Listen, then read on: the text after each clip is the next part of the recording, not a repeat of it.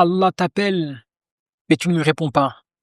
Et si le miracle que tu attends de Dieu se cache derrière une action de ta part, mais que tu repousses depuis des mois et des mois?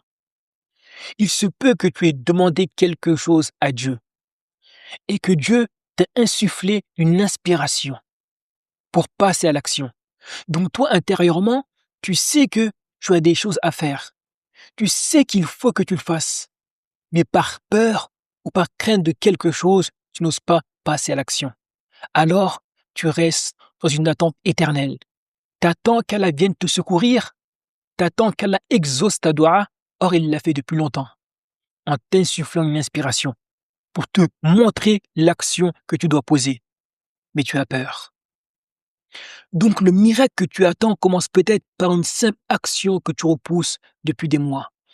Donc sois sincère avec toi et pose-toi la question, est-ce qu'il y a une action que je sais que je dois poser depuis des mois et des mois, mais que je ne fais pas par peur? Pose-toi cette question. À la fin de cette vidéo, tu ne tomberas plus dans le piège de la grande illusion. Parce que c'est une grande illusion de penser que tu peux demander à Dieu sans toi jamais faire ta part du travail. Non, ça ne marche pas comme ça. Tu demandes à Dieu, mais tu dois également passer à l'action. Et c'est comme ça que fonctionne le monde. Allah dit Allazina amanu wa amilu. Ceux qui ont cru et agi. On ne peut pas se contenter d'avoir une foi passive, se dire je crois. Dieu s'occupe du reste. Ça ne fait pas partie de la tradition divine. Et comme je le dis souvent, il n'y a pas de changement dans les lois de Dieu. Wala tajidu li sunnatina tahwila. L'homme doit toujours faire les causes pour obtenir ce qu'il veut ou bien pour devenir celui qu'il veut être. Mais alhamdulillah, à la fin de cette vidéo, tu ne tomberas plus dans ce piège-là. Inch'Allah. La plus grosse des erreurs, c'est confondre confiance en Dieu et passivité. La confiance en Dieu n'exclut pas l'action. Il faut toujours agir. Il faut toujours allier la foi avec l'action et ne jamais rester dans l'immobilisme. Car ça, c'est une illusion qui te fait croire que tu peux te permettre de faire des doigts, de prier, d'invoquer et de rester immobile. Ça ne s'est jamais passé comme ça et ça ne se passera jamais comme ça. Pourquoi la confiance en Dieu sans l'action est une grave erreur? Dieu a créé un monde de causes. Ça veut dire que l'homme fait les causes et Allah subhanahu wa ta'ala produit les effets.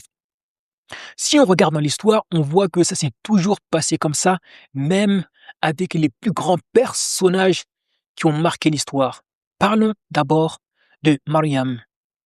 Lorsqu'elle était enceinte et qu'elle ressentait une énorme douleur lors de l'accouchement, qu'est-ce que Allah subhanahu wa ta'ala il lui a insufflé?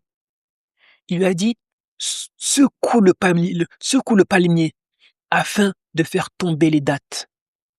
Ça veut dire que Dieu aurait pu se dire Mariam, elle est en train d'accoucher, elle souffre, elle a mal, elle est fatiguée. Je ne vais pas en plus de ça lui demander de secouer le palmier. Mais si, il l'a fait. Car toujours l'homme doit produire les causes avant qu'Allah produise les effets. Donc, Mariam, elle a secoué les palmiers et les dattes sont tombées. Cause et effet.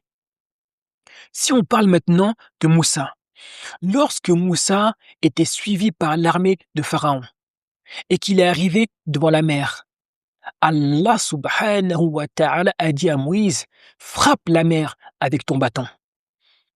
Ensuite, la mer s'est fendue en deux. Or, Allah aurait pu fendre la mer de lui seul.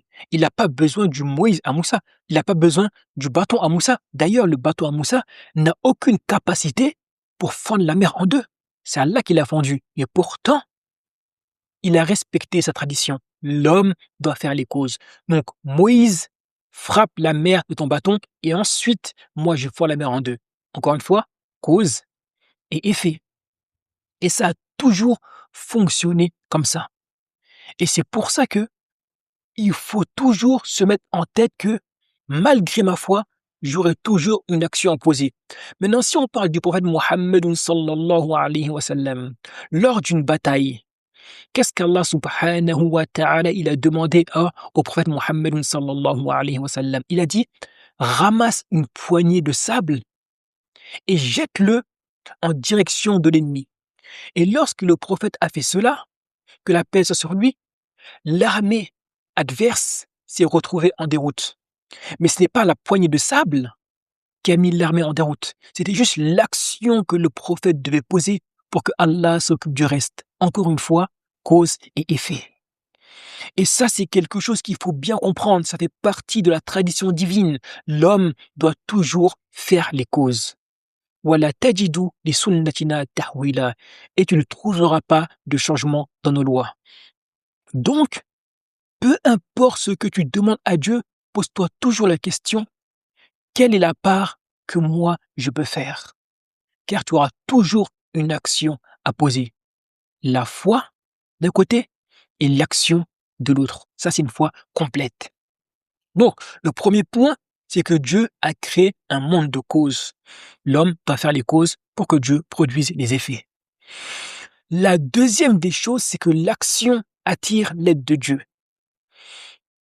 Quand Dieu voit que son serviteur s'est mis en action et qu'il se démène dans la vie de tous les jours afin de devenir ce qu'il veut être ou bien afin d'avoir ce qu'il veut obtenir, Allah dit voilà, mon serviteur a foi en moi. Il agit. Maintenant, je peux lui apporter mon aide. Parce qu'il s'est bougé dans la vie. Il n'est pas resté assis passivement. Il a agi malgré qu'il a déjà demandé à Dieu ce qu'il voulait. Il a agi. Alors là, ça attire le secours de Dieu. Ça attire l'aide de Dieu. Mais toujours, il faut que tu passes à l'action. Et c'est pour ça que dans un hadith Qudsi, Allah subhanahu wa ta'ala, il dit, venez à moi en marchant, je viens à vous en courant. Mais la première des choses, c'est que tu dois venir à Allah en marchant. Viens à lui en marchant. Et lui, il vient à toi en courant. Et regarde Allah subhanahu wa ta'ala, malgré sa grandeur, comme il fait preuve d'humilité. Il dit, viens à moi en marchant. Doucement. Mais moi, je viens à toi à toute vitesse, en courant. Subhanallah. Donc, c'est à nous toujours de faire le premier pas vers Dieu. N'oubliez pas, toujours poser une action malgré notre foi. Le troisième point, c'est qu'il n'y a pas de foi sans action. Ça, on l'a dit tout à l'heure. Le musulman croit et agit. Allazina amanu wa amilu. Ceux qui croient mais qui n'agissent pas ont une foi incomplète et ils seront déçus dans la vie. Car, comme on l'a dit, l'action attire le secours de Dieu. Mais si tu ne fais que croire sans jamais agir, malheureusement, comment tu veux obtenir l'aide divine? C'est très important de comprendre ça. La foi du musulman le pousse à agir au quotidien. Il ne reste jamais dans l'immobilisme. Qu'est-ce qui va se passer si tu continues à ignorer la loi de l'action? Tu vas perdre confiance en Dieu. Parce que tu vas te dire, je ne comprends pas. Je prie, je fais des doigts, je fais les biens, mais pourtant Allah ne m'aide pas. Allah ne me donne pas ce que je veux. Allah ne m'aide pas à devenir celui que je veux obtenir. Or, comme on l'a dit au début de la vidéo, souvent Allah subhanahu wa ta'ala, il t'insuffle des inspirations, les actions que tu dois faire. Mais quelque chose te bloque. Souvent, c'est la peur. Et vu que tu n'agis pas à cause de peur, tu restes déçu et frustré. Mais cela n'émane pas de Dieu. C'est pas que Dieu t'a pas aidé, car Dieu a fait la plus belle des choses. Il t'a inspiré l'action que tu dois faire. Parfois, tu as des actions, tu as des pensées qui viennent de nulle part. Tu dis, oh là là, j'ai une magnifique idée. Et cette magnifique idée, elle vient de qui? Elle vient pas de toi. Elle vient pas de ton intelligence. Elle vient de la miséricorde divine. Mais le problème, c'est que lorsqu'on a ces superbes idées, on passe pas à l'action. On se met à se poser des questions. on procrastine, on remet au lendemain. Résultat, on abandonne l'idée.